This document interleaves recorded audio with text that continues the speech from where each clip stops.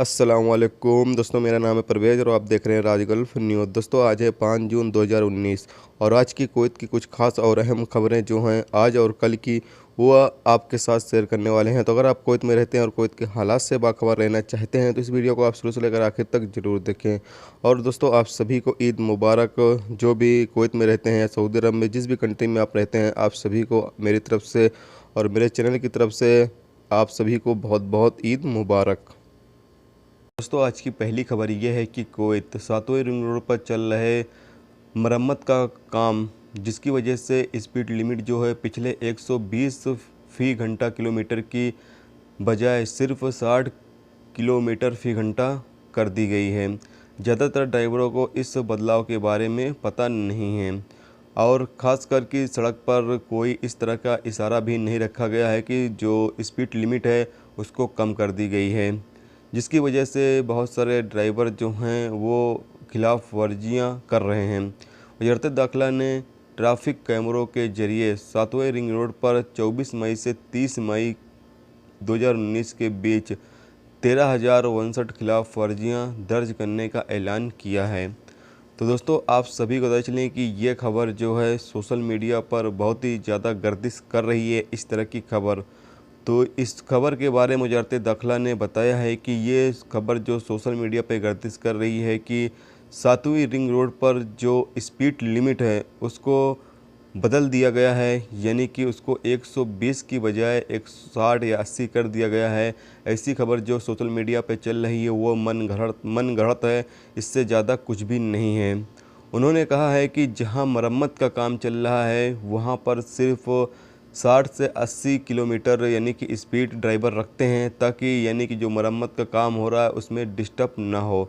बाकी जहां पर मरम्मत का काम नहीं हो रहा है वहां पर ड्राइवर 120 की स्पीड में गाड़ी चला रहे हैं और किसी भी तरह की कोई भी खिलाफ वर्जी नहीं रिकॉर्ड की जा रही है।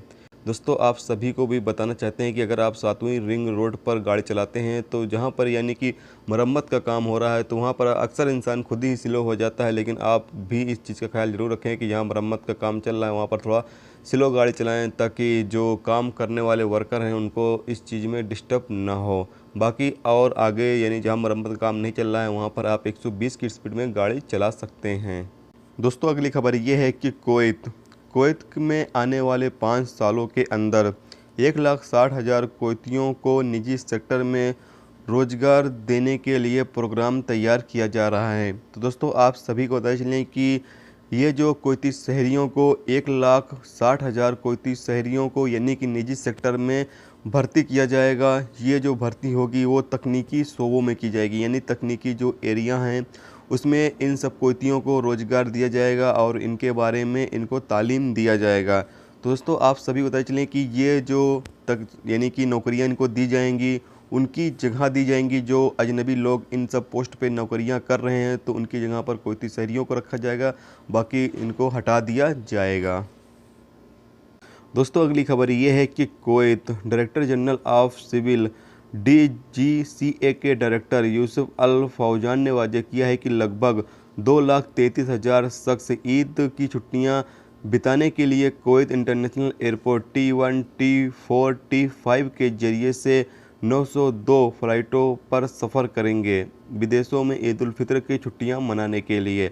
आलमबा रिपोर्ट के मुताबिक इसी बीच कई मुसाफिर और टूरिस्ट एजेंसियों ने बताया है कि टिकट की कीमतों में पिछले साल के तनासुब में 20 से 30% का इजाफा हुआ है।